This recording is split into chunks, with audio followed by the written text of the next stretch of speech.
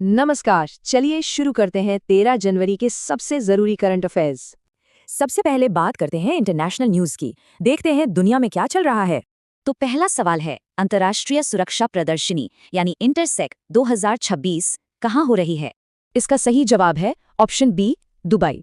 आपको ये याद रखना है कि इंटरसेक 2026 सिक्योरिटी, सेफ्टी और फायर प्रोटेक्शन के लिए दुनिया की सबसे बड़ी प्रदर्शनी है।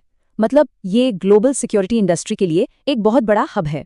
तो जब भी आप दुबई का नाम सुने, ये 4 बातें आपके दिमाग में तुरंत आ जानी चाहिए। ये 2025 में एशिया पैसिफिक सिटीज समिट को होस्ट कर रहा है। सीबीएसई की पहली इंटरनेशनल सहोदय मीटिंग यहीं हुई। वर्ल्ड ग्रीन इकोनॉमी समिट भी यहीं हुई और आईआईएम अहमदाबाद ने अपना पहला ग्लोबल कैंपस भी यहीं खोला है। अगला सवाल मिलिट्री अफेयर्स से है।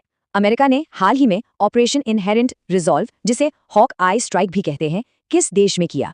सही जवाब है ऑप्शन सी, सीरिया। अच्छा, ये एक जॉइंट ऑपरेशन था अमेरिकी सैनिकों और वहां की लोकल सीरियन डेमोक्रेटिक फोर्सेस का। और इनका टारगेट क्या था? आईसिस के ठिकाने। ये आतंकवादी के खिलाफ एक इंटरनेशनल कोऑपरेशन का अच्छा उदाहरण है। चलिए अब आते हैं नेशनल न्यूज पर और देखते हैं कि ग्लोबल स्टेज पर भारत की क्या पोजीशन है। एक बहुत ही महत्वपूर्ण डिप्लोमैटिक डेवलपमेंट है। सवाल ये है कि कौन सा देश पहली बार वीमर ट्रायंगल डिप्लोमेसी में शामिल हुआ है? सही जवाब है ऑप्शन बी, अपना देश भारत।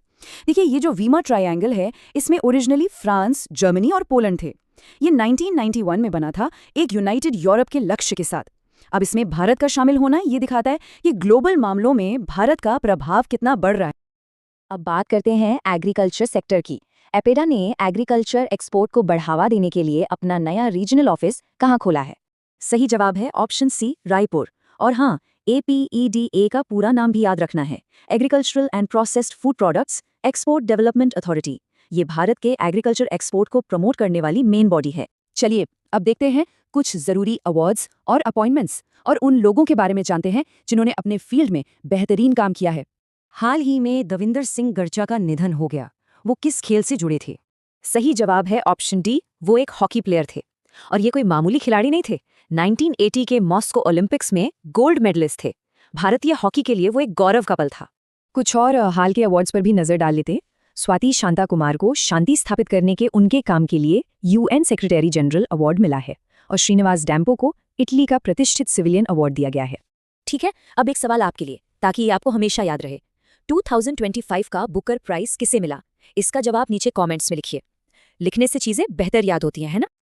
और अब हमारा आखिरी सेक्शन, साइंस एंड टेक्नोलॉजी। देखते हैं डिफेंस और कंप्यूटिंग में क्या नया हुआ है। डिफेंस से एक बहुत जरूरी सवाल। DRDO ने देश में बनी man portable anti tank guided missile यानी MPATGM का सफल परीक्षण कहाँ किया? सही जवाब है ऑप्शन सी, महाराष्ट्र। ये सफल टेस्ट भारत की डिफेंस कैपेबिलिटी को और मजबूत करता है और आत्मनिर्भर भारत की तरफ एक और बड़ा कदम है। महाराष्ट्र का स्टैटिक जीके भी फटाफट देख लीजिए। राजधानी मुंबई, मुख्यमंत्री देवेंद्र फडणवीस, राज्यपाल आचार्य देवव्रत और हाँ, प्याज और अंगूर के प्रोडक्शन में ये देश में नंबर 1 है। और आज का आखिरी सवाल टेक्नोलॉजी से। इलेक्ट्रॉनिक्स और IT मंत्रालय यानी MEIT ने परम शक्ति सुपर कंप्यूटिंग सुविधा किस IIT में लॉन्च की है? सही जवाब है ऑप्शन सी, IIT मद्रास। अब देखिए, जब भी IIT मद्रास का नाम आए तो याद रखिएगा कि उन्होंने VOD1 व्हीलचेयर और कॉन्टैक्टलेस पेमेंट्स के लिए रिंग 1 भी बनाया है। इनोवेशन का पावर हाउस है ये। ठीक है, तो खत्म करने से पहले चलिए आज जो भी हमने पढ़ा है उसका एक क्विक रिवीजन कर लेते हैं।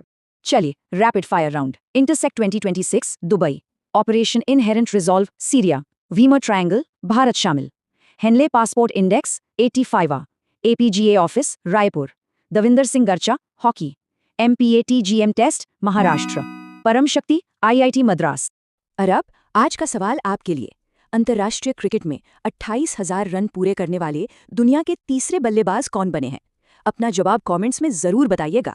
आज के सभी फैक्ट्स को रिवाइज करने के लिए हमारे टेलीग्राम चैनल से इन्फोग्राफिक्स डाउनलोड करना मत भूलिएगा। कल सुबह 8 बजे फिर मिलते हैं। हमेशा आपके साथ देखने के लिए धन्यवाद।